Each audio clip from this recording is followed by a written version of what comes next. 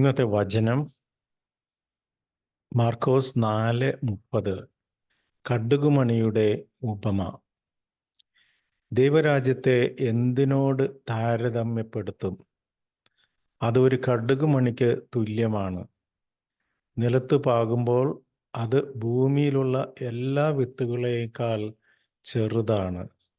എന്നാൽ പാകി കഴിയുമ്പോൾ അത് വളർന്ന് എല്ലാ ചെടികളേക്കാൾ വലുതാവുകയും വലിയ ശാഖകൾ പുറപ്പെടുവിക്കുകയും ചെയ്യുന്നു.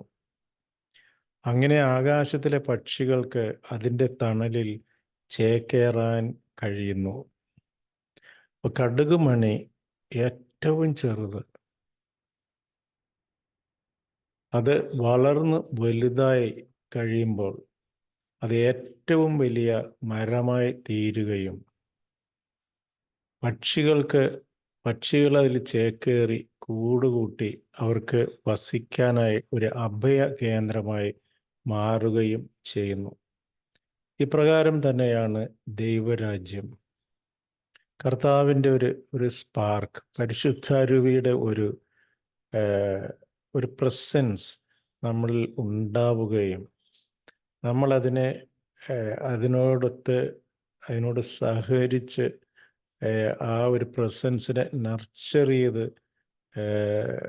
നമ്മൾ ഒരു വൃത്തിയുള്ള ജീവിതം നയിക്കുകയാണെങ്കിൽ ആ പരിശുദ്ധാരൂപിയുടെ ശക്തി നമ്മളിൽ പ്രവർത്തിക്കുകയും വെറുതെ സാധാരണക്കാരായ ചെറിയവരിൽ ചെറിയവരായ മനുഷ്യർക്ക് വലിയ വലിയ കാര്യങ്ങൾ ചെയ്യുവാനും മറ്റുള്ളവർക്ക് അതുമൂലം വലിയ അനുഗ്രഹങ്ങൾ ലഭിക്കാനും കാരണമാകും എന്നതാണ് ഇന്നത്തെ ഈ ഉപമയുടെ സാരം.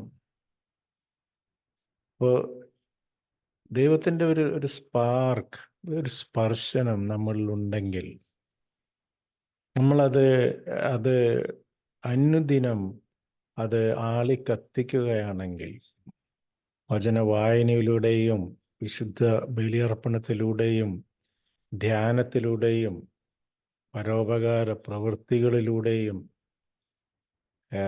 കുമ്പസാരത്തിലൂടെയും ഒക്കെ ആ ഒരു ദൈവത്തിൻ്റെ ഒരു സ്പാർക്ക് നമ്മളിൽ ജ്വലിക്കുകയാണെങ്കിൽ വളരെ സാധാരണക്കാരായ മനുഷ്യർക്ക് പോലും മനുഷ്യ നന്മയ്ക്ക് ഉതകുന്ന വലിയ വലിയ കാര്യങ്ങൾ ചെയ്യാനായിട്ട് സാധിക്കുമെന്ന് കർത്താവ് നമ്മളെ പഠിപ്പിക്കുന്നു.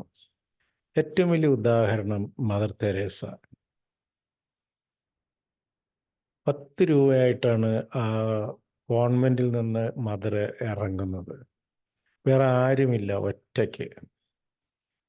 അവിടെ നിന്ന് ക്രമേണ വളർന്ന് അനേകായിരങ്ങൾക്ക് അഭയകേന്ദ്രമാകുന്ന മിഷണറീസ് ഓഫ് ചാരിറ്റി എന്ന സന്യാസ സമൂഹം അത് വളർന്ന് പന്തലിക്കുകയാണ് കർത്താവിൻ്റെ കൃപയാൽ.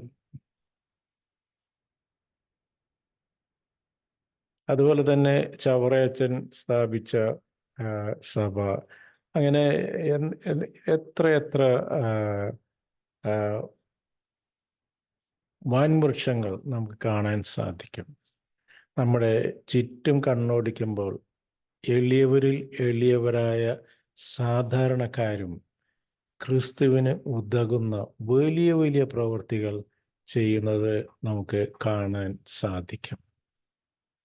അത് വൃദ്ധരെ നോക്കുന്നതായാലും ഭക്ഷണം കൊടുക്കുന്നതായാലും അങ്ങനെ വിദ്യാഭ്യാസത്തിന് സഹായങ്ങൾ നൽകുന്നതായാലും വീട് വെച്ച് കൊടുക്കുന്നതായാലും ഇവരെല്ലാം സാധാരണ മനുഷ്യർ ചെയ്യുന്ന അസാധാരണ പ്രവൃത്തികൾ നമുക്ക് ചുറ്റും ഇഷ്ടം പോലെയുണ്ട്.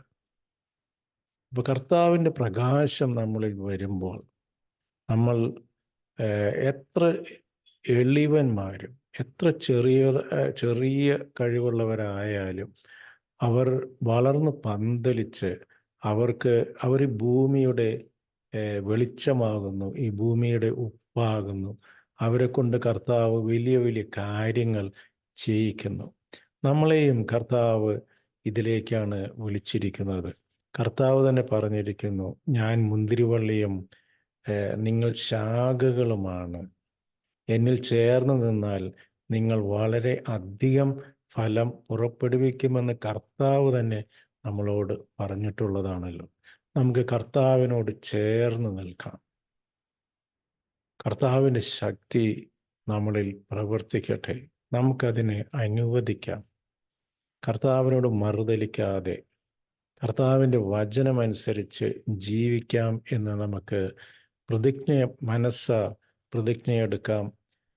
പൂർണ്ണ ആത്മാവോടും പൂർണ്ണ ശക്തിയോടും കൂടെ നമുക്ക് കർത്താവിനെ ദൈവമായി അംഗീകരിച്ച് കർത്താവിൻ്റെ വചനമനുസരിച്ച് ജീവിക്കുന്നവരാകാം. അപ്രകാരം നമ്മൾ വളർന്ന് പന്തലിച്ച് ഈ ഭൂമിയുടെ വെളിച്ചവും ഉപ്പുമൊക്കെ ആയി മാറട്ടെ. ഇതിനുള്ള കൃപ സർവേശ്വരൻ നമുക്കെല്ലാവർക്കും നൽകി അനുഗ്രഹിക്കട്ടെ. ആമേൻ. നിങ്ങളും എനിക്ക് വേണ്ടി പ്രത്യേകം പ്രാർത്ഥിക്കുമല്ലോ. ദൈവം നമ്മെല്ലാവരെയും സമൃദ്ധമായി അനുഗ്രഹിക്കട്ടെ. ആമേൻ.